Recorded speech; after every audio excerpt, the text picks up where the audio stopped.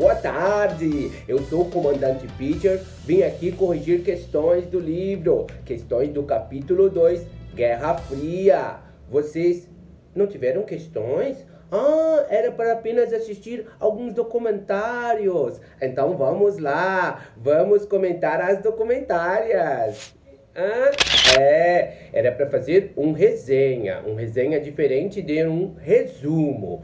Um resumo você faz apenas escrevendo as coisas que aconteceu na filme, entende? Agora, um resenha, você faz o que aconteceu na filme e dá uma opinião sua, uma opinião. Você pode já escrever uma resenha dando opinião.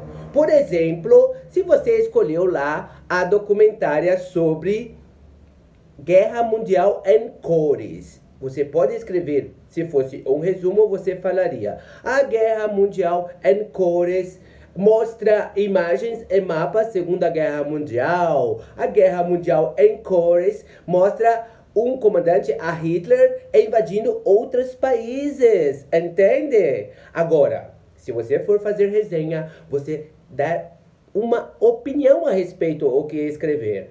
Por exemplo, o documentário Segunda Guerra Mundial em cores é muito bom. Ele mostra uma série de mapas que dá para entender direitinho sobre a Segunda Guerra Mundial. Eu gostei muito desse documentário, recomendo a todos. Isto ser uma resenha, porque você dando opinião, você dando elogios, você recomendando. Isso é resenha, dar opinião junto com resumo. Isso, Peter explicar o que é um resumo, o que é uma resenha. E se você não fez seu resumo ou sua resenha, ainda há tempo de fazer o resumo ou resenha. Vai lá, Netflix, acessa Guerra Mundial em Cores, faça o seu resenha. Acessa YouTube, Yuri Gagarin. Acessa YouTube, Homem Pousando na Lua. É isso aí, você vai estar assistindo e depois fazer resenha, ok? Até mais! Olá, boa tarde pessoal do segundo ano! Estou aqui então para falar sobre esta nossa aula da semana, esse capítulo 3, atividade 5! É isso aí, vou comentar cada questão que vocês devem responder até a semana que vem, onde eu farei a correção. Vamos lá? Questão de número 1, que é o mundo multipolar. Horas, saímos aí, nós vimos que após a Segunda Guerra Mundial o mundo foi dividido em duas partes, o lado leste socialista e o lado oeste capitalista. Então, com a queda do Muro de Berlim em 1989 e a desintegração da União Soviética em 1991, nós entramos em uma nova era, a Era de Aquários. É isso aí, terminou a bipolarização e surgiu então o quê? Isso aí, surgiu a multipolarização. O que seria essa multipolarização? Observe aí no capítulo 3, responda essa pergunta. Pergunta número 2, o que nós podemos observar aí nessa ilustração aqui, da página 31? Ora, nós temos Japão, Estados Unidos e Europa. Opa, nós tínhamos então 3 polos aí bastante importantes que surgiram com a derrocada da União Soviética. O mundo então passa a ser global com esses 3 polos aí a partir da década de 90. E quais são as características, quais são os países que tinham influência, que eram influenciados por cada um desses polos? Responda aí na questão de número 2. É isso aí, questão de número 3. A questão de número 3 nos fala o seguinte, que o mundo já foi dividido em duas partes, leste e oeste, capitalismo e socialismo, e que agora o mundo é uma coisa só, o mundo é global, é multipolar. E hoje nós dividimos os países então, não mais de leste ou oeste, nós dividimos os países em países do norte, países do sul, países do norte ricos, países do sul pobres. E quais são as características dos países ricos? Óbvio. Quais são as características dos países pobres? Óbvio. Dá uma lidinha lá na página do capítulo 3 e responda essa questão.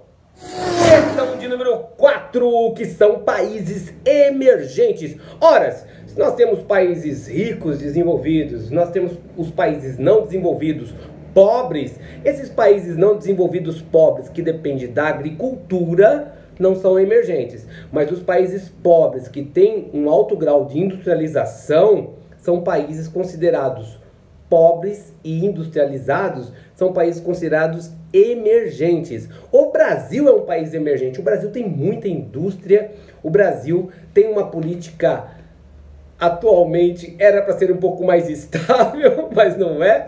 Mas enfim, o Brasil, o México, a Argentina são tidos como países emergentes, países que têm indústrias e recebem essas transnacionais para produzirem aqui. Eu quero que você me responda o que são aí esses países emergentes, o que atrai esse capital para esses países emergentes. Questão de número 5. Qual a importância do transporte e da comunicação no mundo global? Isso é muito fácil, muito óbvio, né? Então, hoje, com a comunicação e com o transporte, ficou muito mais fácil comprar e vender, né? Hoje, nós aí, pelos aplicativos, compramos e vendemos de tudo, e isso facilitou não só nesse parâmetro regional, mas o nacional, mas o mundial. Você já comprou algum produto da China? Então fala pra mim aí, qual é a importância dos transportes e da comunicação nesse processo global? O que é globalização econômica? É a pergunta de número 6 horas. Globalização econômica.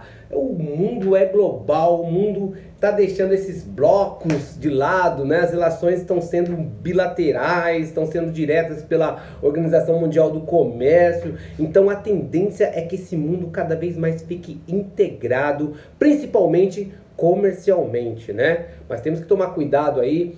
O Brasil ainda tem algumas barreiras econômicas e tem que ter essas barreiras, porque senão os produtos chineses, que são muito mais baratos, acabam invadindo os nossos mercados e acabando com a nossa indústria nacional. Então, assim, temos que nos adequar para ir abrindo o mercado devagar, certo? Questão de número 7. O que seria uma aldeia global? Horas, uma aldeia global. Todo mundo está dentro dessa aldeia. Eu estou dentro da aldeia, você está dentro da aldeia. As pessoas na aldeia fazem as mesmas coisas, né? Ouvem o mesmo tipo de programa, veem o mesmo tipo de programa, vestem as mesmas roupas, curtem os mesmos super-heróis.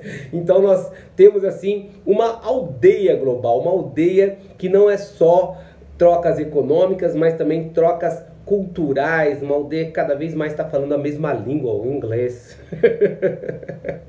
É isso aí, esquematiza essa resposta para mim nesta pergunta que é uma aldeia global. Questão de número 8. Como se dá a padronização da cultura? Como que eu consigo gostar aqui do Justiceiro? Como que isso aconteceu? Eu consegui gostar do Justiceiro pelas histórias em quadrinhos ainda da década de 80, né? Mas as pessoas de hoje conseguiram gostar do Justiceiro como indo ao cinema, vendo os filmes de super-heróis, curtindo super-heróis aí que estão em Nova York, que estão em Los Angeles, né? Que estão nos Estados Unidos, mas a gente acaba curtindo esses heróis. A gente acaba curtindo bandas de rock que a gente gosta, né? Nirvana, Green Day, a gente acaba gostando de bandas americanas, Queen, tal, né? É isso. Então, assim, é a música, é a literatura.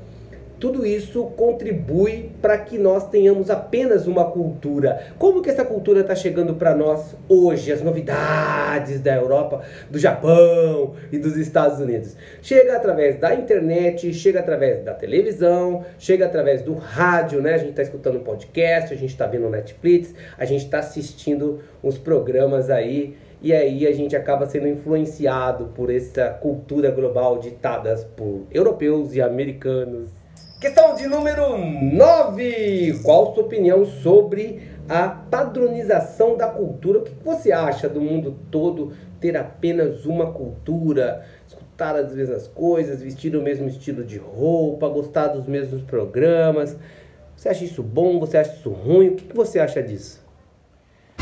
Questão de de número 10. A questão de número 10 nos fala o seguinte: estamos vivendo uma crise mundial. Você acha que esse coronavírus dá para ser caracterizado como uma crise mundial? Então, compare os dados, veja outras crises que já tiveram no mundo e aí você fala o porquê que nós estamos ou não estamos vivendo numa crise mundial. É isso aí, amigos, terminamos aí mais uma explicação de uma atividade que você deve fazer no decorrer da semana. Espero que vocês estejam gostando. A gente se vê semana que vem. Tchau!